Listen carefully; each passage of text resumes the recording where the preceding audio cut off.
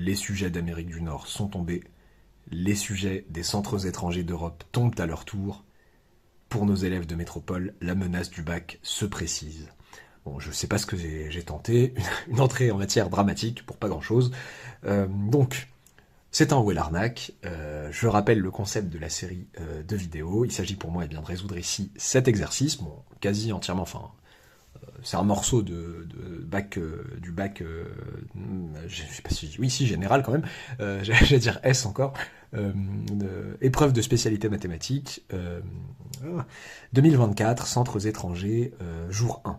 Voilà, centres étrangers, entre parenthèses, Europe, voilà. Et donc, pardon, je m'apprête à le résoudre, cet exercice, en vous arnaquant à au moins un moment de ma correction, à vous de voir à quel moment je vous aurai arnaqué. En seconde partie de vidéo, je dévoile l'arnaque et je vous indique une correction valide. C'est parti. On va lire le sujet en entier, en bons élèves. On considère la fonction f définie sur 0,1, le segment 0,1 par f de x égale 2x exponentielle moins x. J'interromps ma lecture pour rappeler d'éviter la section commentaires avant d'avoir vu la vidéo, pour éviter de se faire spoiler. Si on a un commentaire à émettre qui va dans le sens du spoil, merci de bien vouloir le préciser en début de commentaire. Je reprends. On admet que f est dérivable sur 0,1. Bon, voilà, ça m'énerve ça, mais bon, on me le fait admettre. 1a, résoudre sur 0,1 l'équation f de x égale x. Oui, je n'ai pas fait le travail habituel parfois d'enlever des questions, de rendre ça plus dur. Non, je vous restitue l'objet baccalauréat tel quel, en tout cas un bout de l'objet baccalauréat tel quel. 1b, démontrer que pour tout x appartenant à 0,1, f' de x égale 2 facteur de 1 moins x facteur de exponentielle moins x. C, donner le tableau de variation de f sur 0,1. Ok, je m'ennuie déjà. 2a, démontrer par récurrence que pour tout n appartenant à grand N, 0 inférieur ou égal à un, inférieur strict à un plus 1 inférieur ou égal à 1, et comme je suis un génie, j'ai oublié de vous dire qui était un, u0 égale 0,1, et pour tout n appartenant à grand N, un plus 1 égale f de un. Ok. Génial. Petit b, en déduire que la suite un est convergente. Et petit 3, démontrer que un converge vers ln de 2. C'est parti. Voilà, vous pouvez vous donner, si vous êtes en terminale et que vous voulez vous exercer dessus, j'ai pas fait le calcul, une grosse demi-heure, voire plus quand même, un peu 40 minutes de réflexion et de recherche. Peut-être un peu plus même, 45 minutes de réflexion et de recherche avant de regarder la correction. La correction frauduleuse, pardon. Puis la vraie correction. Alors c'est parti. C'est parti pour les douilles. 1 à résoudre sur 0,1 l'équation f de x à x. Bon, en bon élève, j'ai tout lu. Et bon, peut-être que peut-être que cette équation-là va me servir. Ouais. Je suis pas bête. Je sens bien qu'il y a une histoire de point fixe ici. Voilà, f de n plus 1 égale f de un. Voilà. Je joue le rôle de l'élève qui connaît un peu son cours. On va voir ça. Bon. Ça m'étonnerait pas que la solution de cette équation, ce soit ln de 2. Bon. Pour tout x appartenant à 0. Que veut dire f de x égale x? Je le vois un peu apparaître, moi, ln de 2 en vrai. Ça équivaut à dire que 2x exponentielle moins x égale x. Ok. Pourquoi je vous dis que je vois apparaître ln de 2? On simplifie simplement par x. Ça fait 2 exponentielle moins x égale 1. Ce qui équivaut à dire que exponentielle moins x, pardon, égale 1 demi. Ce qui équivaut à dire que, tant qu'à faire, tenez, on va varier les plaisirs. Les gens normaux mettent ln tout de suite. Ln de exponentielle moins x égale ln 1,5. Moi, je vais en profiter pour dire, écoutez, je passe à l'inverse. Ça fait que exponentielle x égale 2. Et oui, stricte décroissance de la fonction inverse sur r plus étoile. Alors, pourquoi stricte croissance, stricte décroissance? C'est, bon, il y a le côté, bon, j'ouvre une parenthèse très vite, c'est l'injectivité qui m'intéresse en fait. Si j'ai ça, alors leurs inverses sont égaux, et si leurs inverses sont égaux, alors j'ai ça. La stricte décroissance sur R plus étoile m'assure du fait que je ne peux avoir égalité de deux inverses que si les deux antécédents sont égaux. Ok, alors exponentielle x égale 2, ce qui équivaut à dire par stricte croissance de ln ou de exponentielle d'ailleurs, croissance de ln sur R plus étoile, ce qui équivaut à dire, bon là c'est un niveau de détail un peu exagéré, ce qui équivaut à dire que x est égal à ln de 2. Encore une fois, les gens pourraient dire pourquoi tu parles de stricte croissance, tu appliques juste ln, oui j'applique ln là, mais là j'applique exponentielle. Si vous voulez, en appliquant ln de ce côté, exponentielle de ce côté-là. X égale ln de 2. Ah ben voilà. Et ln de 2, on va pas faire n'importe quoi quand même, c'est pas le but. Ln de 2 appartient à 0,1. Et Ln de 2 est strictement, même, bon, je peux mettre au sens large, supérieur ou égal à Ln de 1, supérieur ou égal à Ln de E, par croissance de Ln sur R plus étoile. Donc Ln de 2 est compris en fait entre Ln de 1 qui est 0 et Ln de E qui est 1. Très bien. L'équation f de x égale x admet une unique solution sur 0,1 et c'est Ln de 2. Voilà, efficace. Est-ce que j'ai du rouge? Tac. Let's go. Un B démontrait que pour tout x appartenant à 0,1, f' de x égale ce machin. Je trouve ça scandaleux de faire admettre à tour de bras les dérivabilités, soit. Là, on aurait juste dit que f est dérivable sur 0,1 par... Alors, composé, il y a une composée là de fonctions dérivables. Produit, bon, composé sans trop s'attarder dessus. Tout le monde est dérivable sur R dans cette composée en soi. Bon, voilà, ils me font carrément admettre la dérivabilité, tout va bien. Composé, produit. Donc, pour tout x appartenant à 0,1 fermé, f' de x égale quoi? Bon, je dérive ça comme un produit. Bon, je peux mettre 2 en facteur, mais je vais laisser, tout va bien, 2x. Ça se dérive, enfin, quand je dérive, ça fait 2 fois exponentielle moins x, plus 2x fois moins exponentielle moins x. Ok, c'est vrai que ce 2, j'aurais pu le laisser en facteur. Ça fait 2 facteur 2. J'aurais pu aussi factoriser par exponentielle moins x, tant qu'à faire, exponentielle moins x, 1 moins x. Oh, ça va. Bon, je mets le exponentielle moins x là, pour pas qu'on m'embête. Exponentielle de 1 moins x, exponentielle moins x. Ok. Bon bah ok, là 1b, ce fut bref. Là 1c, donner le tableau de variation de f sur 0,1. Bon, on voit tout de suite que pour tout x appartenant à 0,1, alors, 2 exponentielle moins x est strictement positif, une exponentielle est strictement positive, fois 2 ça reste strictement positif, et 1 moins x, bon, c'est positif ou nul. 1 moins x, bon, ça s'annule en 1. Ok, donc, f' de x est positif ou nul, pour tout x entre 0 et 1. Ce qui donne...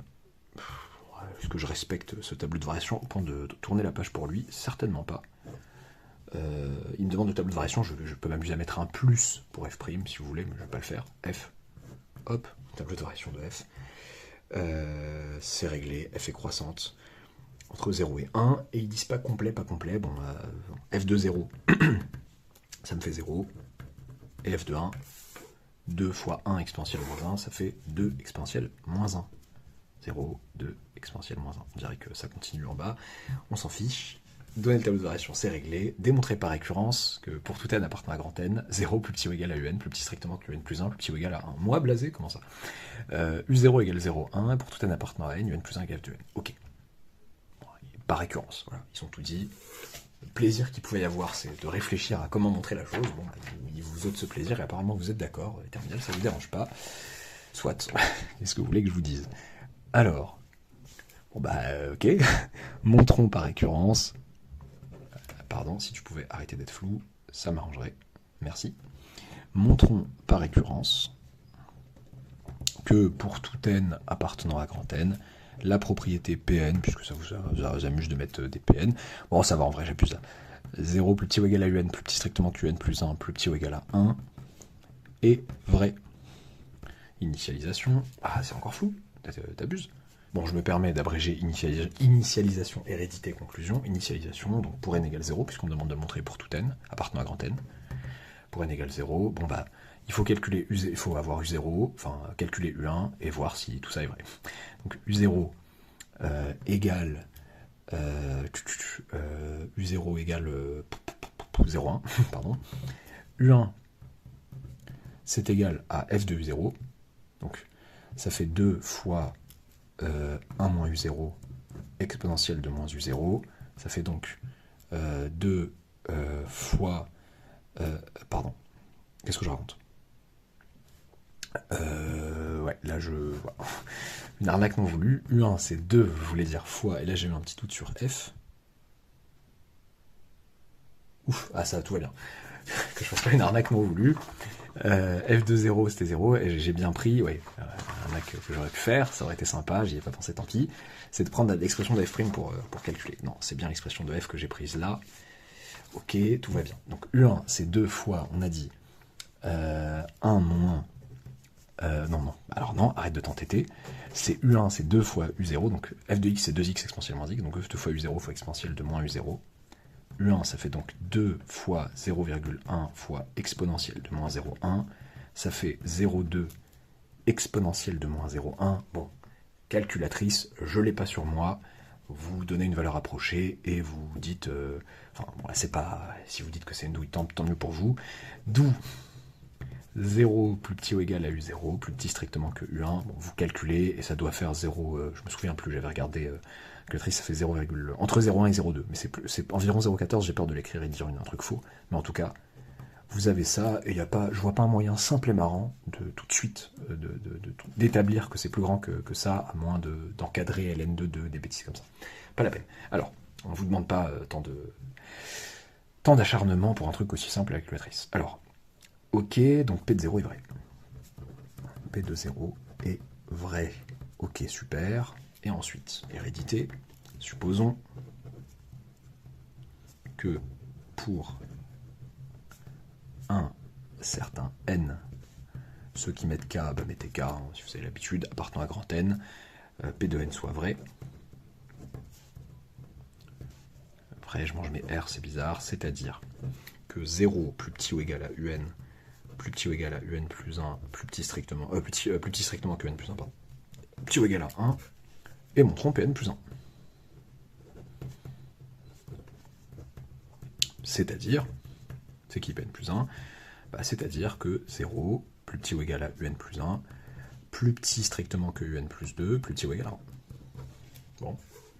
À partir de Pn, on sait que 0, si on admet Pn, enfin si on part de l'hypothèse de récurrence, j'ai ça. Qu'est-ce que j'ai envie de faire pour arriver à un plus 1, un plus 2 ? J'ai envie d'appliquer f.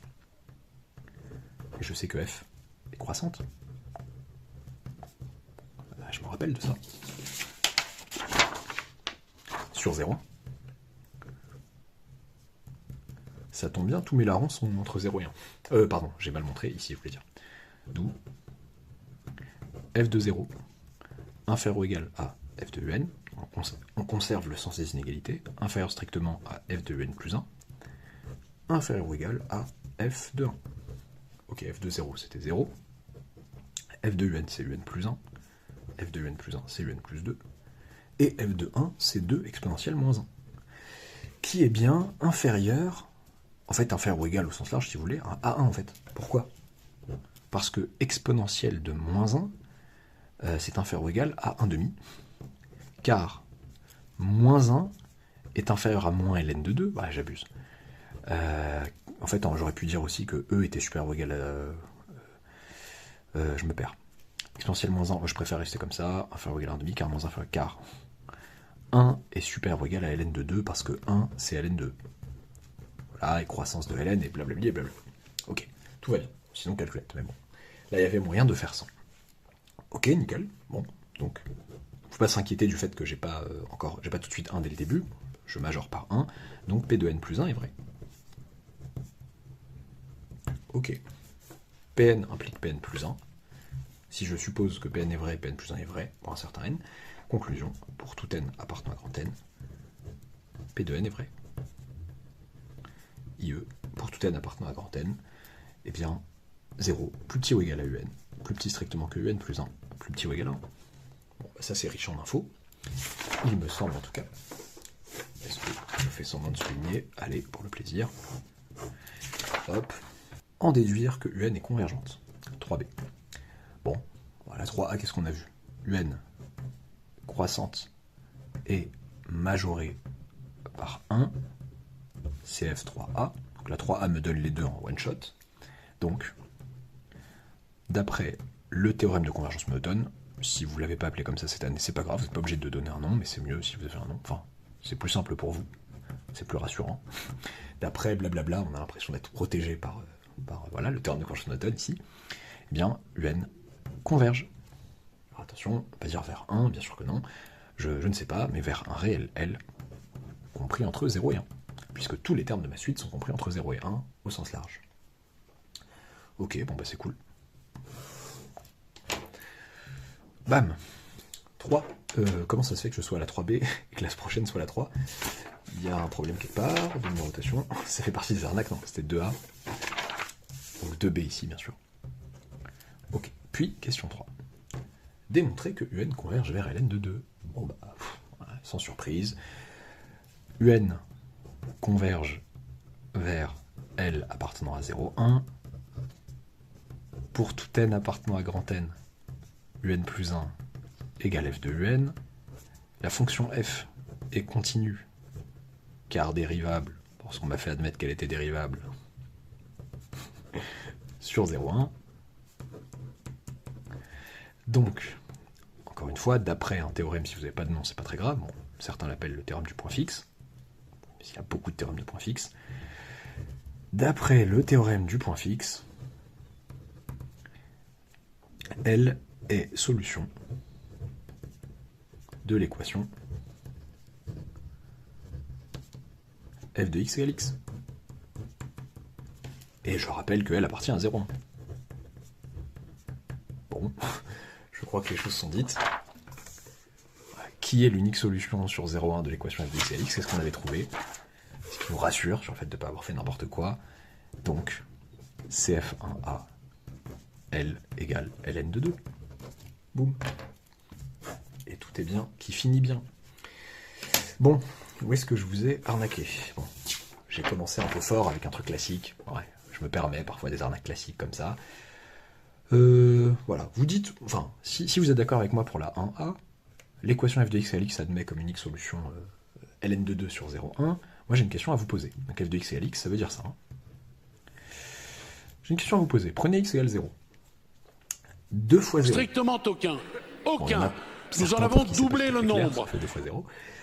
Mais 2 fois 0, ça fait 0. Fois, bon, j'essaye de buzzer comme je peux, excusez-moi. Voilà. 2 fois 0, ça fait 0. Fois exponentielle de moins x, de moins 0, pardon, ça fait exponentielle de 0, ça fait 1. Donc 0 fois 1, détail à mort, exprès, c'était juste pour placer le 2 fois 0. Donc j'ai 0, du coup. 0 égale 0. Ah, x égale 0 et solution. Comment on a fait pour la louper? On l'a loupé parce qu'on a divisé follement par x, alors que x pouvait très bien être nul. De deux choses l'une, soit on distinguait, ce qui n'est pas vraiment efficace, le cas x égale 0 à part en disant bah, x égale 0 est solution, et maintenant pour les autres on fait ça, pour les autres solutions potentielles entre 0 ouvert et 1 fermé, soit ce qui est le plus efficace, plutôt que de faire n'importe quoi, on dit écoutez ça c'est équivalent à dire je mets tout le monde du même côté, 2x exponentielle moins x égale 0, ce qui équivaut à dire, je peux factoriser par x, x facteur de 2 exponentielle moins x moins 1 égale 0. Je me retrouve avec une équation produit nul, ça égale 0, ce qui se traduit par ça, ou x égale 0. Donc j'oublie pas x égale 0 à la fin. Et à la fin, donc je résous la partie qui est là, 2 exponentielle moins x moins 1 égale 0, de la même manière que j'ai fait là, sans arnaque a priori. Et donc en fait, non, cette équation admet deux solutions qui sont 0 et Ln de 2 précisément. Ok. Voilà, douille classique, mignonne, voilà, je reviens aux fondamentaux. Bon, la 1B, je sais pas comment douiller. Hein. Je sais pas comment on peut ne pas faire la 1B proprement. Qu'est-ce qu'on peut faire de mal? Bon, voilà, non, tout va bien sur la 1B a priori. La 1C, le tableau de variation. Bon, je dis que f' est positive ou nulle sur 0,1, ce qui est tout à fait vrai, donc f est croissante sur 0,1. C'est ce que je vous ai dit. Bon, j'ai mis un petit x ici, tout va bien. Ok. D'accord. Pour l'instant, il n'y a pas de problème. A priori, pas de problème sur cette question. Bon. Ensuite, démontrer par récurrence que machin. Y a-t-il eu un souci avec ma récurrence? Il y en a un. Alors, c'est une petite nuance qui est importante quand même malgré tout, mais bon, je vois que certains corrigés, même sérieux, n'y font pas forcément attention. La nuance qui est importante, c'est que une fonction croissante, donc j'applique une fonction f qui est croissante à tous ces messieurs, croissante sur 0. Une fonction croissante vous conserve les inégalités au sens large. Donc ce qui était large reste large, ok. Ce qui était strict devient large. Et ça vous arrange pas, parce que l'énoncé vous demande précisément ça. C'est ça qui est un peu méchant avec cet énoncé. Il vous demande précisément un inférieur strict. Vous avez donc besoin que la fonction que vous appliquez soit strictement croissante. Donc il s'agit de revenir maintenant sur la 1C, et d'essayer de comprendre pourquoi f est bien strictement croissante sur 0,1. En fait, il faut rajouter ici, en toute rigueur, hein, pour être mathématiquement dans les clous, et f' de x égale 0 si et seulement si x... Alors, pardon, j'ai dit une bêtise à l'oral ou pas? Est-ce que j'ai dit que ça s'annulait en 0? Non, ça s'annule en 1. F', je parle. f' de x égale 0 si et seulement si x égale 1. Donc, un seul point. Ce n'est pas dérangeant. Si votre dérivée est positive ou nulle tout le temps, et qu'elle s'annule éventuellement d'un nombre fini de points, c'est pas dérangeant, et ça ne casse pas le caractère strict de la monotonie. Donc si elle est positive ou nulle, donc strictement positive, enfin positive ou nulle sauf éventuellement en un nombre fini de points, donc strictement positive quasiment tout le temps sauf en un nombre fini de points, votre fonction va rester strictement, votre fonction f va être strictement croissante sur le segment ou l'intervalle concerné. Je dis un nombre fini de points, il y a même des situations où on peut parler d'un nombre infini de points d'annulation, et malgré tout, votre fonction, il n'y a pas de problème, elle est strictement croissante. Vous prenez, je fais une petite digression, hop, si cette caméra me le permet. Bon, appelons-la plutôt g, prenons la fonction g qui à x associe x moins ou x plus, tenez, pour que ce soit le moins chiant possible, x plus cosinus x, voilà. J'ai dit le plus chiant, le moins, je voulais dire. Donc, g est dérivable sur r, et pour tout x réel, g' de x est égal à 1 moins sin x. Ouais, en fait, j'aurais pu prendre sin plutôt. Tant pis. G' x égale 1 moins sin x. Donc, c'est positif ou nul sur r. Parce que sin x est inférieur ou égal à 1. Vous êtes bien gentil, à chaque fois vous dites « Ah, sin x est compris entre moins 1 et 1, donc machin. » Oui, vous trouvez que 1 moins sin x est compris entre 0 et 2. D'accord. En tout cas, c'est positif ou nul. D'accord. Et quand est-ce que g' de x est égal à 0 ? G' de x égale 0 si et seulement si sin x égale 1. Ce qui équivaut à dire que x appartient à l'ensemble des réels qui s'écrivent 2 pi, j'ai failli dire une bêtise, plus pi sur 2, avec k appartenant à z. Ça fait une infinité de réels, ça. Les réels qui s'écrivent un multiple de 2pi plus pi sur 2. Ça fait une infinité de réels. Tracez votre fonction, flemme de trouver le tracé exact, mais ça va ressembler à un truc... Enfin, je sais pas du tout si en 1 ça fait un peu comme ça. Ça fait un truc comme ça, voilà, où à chaque fois vous allez retrouver un motif. Vous n'allez jamais avoir un plateau. Là, on n'est pas, on stagne pas sur un plateau complet. Ce qui casserait la stricte croissance, ça serait de stagner, par exemple, comme ça, sur tout un plateau, d'être constant par morceau, quoi. Enfin, constant ici, je veux dire, pardon. Et de repartir. Ce n'est pas votre cas. Vous êtes tout le temps strictement croissant. Vous reprenez localement, ponctuellement votre souffle, un peu comme la fonction cube. Quand vous la dérivez, ça fait 3x carré. Donc la dérivée s'annule juste en 0. Et votre fonction cube, elle n'est pas, elle est bien strictement croissante sur R. Parce que sa dérivée est positive et ne s'annule qu'en un point. En un nombre fini de points aussi, ça ne dérange pas. Et même en un nombre infini de points qui n'arrivent pas à se coaliser entre eux et à se mettre ensemble pour faire un intervalle complet, ça ne casse pas le caractère strict de la monotonie. Votre fonction g est bien strictement monotone. Je ferme la parenthèse. Mais si vous êtes sur un sujet de bac ou quoi, où vous avez besoin de cet argument, souvent vous serez dans la situation où il y aura un nombre fini d'annulations pour votre dérivée, et de signes constants, hein, je parle bien de ce cas-là, je parle pas de changement carrément de variation.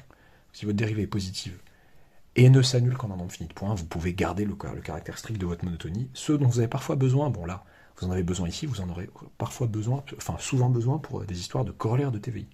Vous avez besoin de stricte monotonie pour pouvoir utiliser votre corollaire du TVI, donc il s'agit d'avoir une fonction vraiment strictement monotone, en tout cas, dont vous avez bien argumenté, dont vous avez bien établi la stricte monotonie. Ok. Voilà, donc f' de x égale 0 si et seulement si x égale 1, ça fait un seul point où la dérivée s'annule, et donc vous pouvez dire que f est strictement croissante sur 0. Je sais que certains disent, et je trouve que cet argument est très mal placé, oui, mais le fait de mettre une flèche montante sur le tableau de variation, ça veut dire qu'elle est strictement croissante. Vous êtes bien gentil, mais à aucun moment on l'a établi, la stricte croissance. Enfin, on l'a pas vraiment dit. Peut-être que ça paraît évident à certains, mais en tout cas, à ce niveau en terminale, il faut l'établir.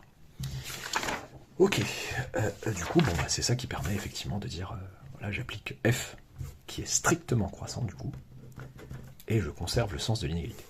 Mais le sens de l'inégalité est au sens strict aussi. Et j'obtiens ce qu'il me faut. Ok.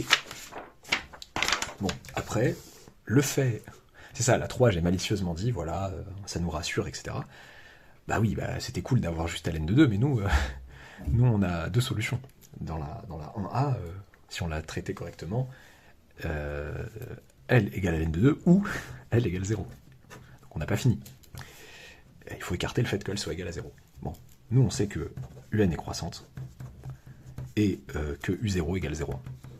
Donc, pour tout n appartenant à grand N, UN est supérieur ou égal à U0, donc supérieur ou égal à 0,1. Donc par passage à la limite, vous avez le droit de passer à la limite dans une égalité où tout le monde admet une limite, ça c'est constant. Quand n tend vers plus infini, ça s'attend vers L. Vous avez que L est supérieur ou égal à 0,1. des deux, le seul qui est supérieur à 0,1, enfin le seul, lui en tout cas il n'est pas supérieur à 0,1, bon lui oui, on peut savoir aussi que c'est le cas, L égale ln de 2. Voilà, petit break de mes sujets d'euro, de NS ou je sais pas quoi. Ouais, je vais poser la roue, hein, niveau NS et tout. On a droit aussi d'avoir des CCP, des mines télécom, c'est pas plus mal de temps en temps pour réviser. Alors, j'espère que ça vous aura plu, n'hésitez pas à vous abonner si ce n'est pas encore fait, à activer la petite cloche des arnaques, et à bientôt pour une nouvelle vidéo.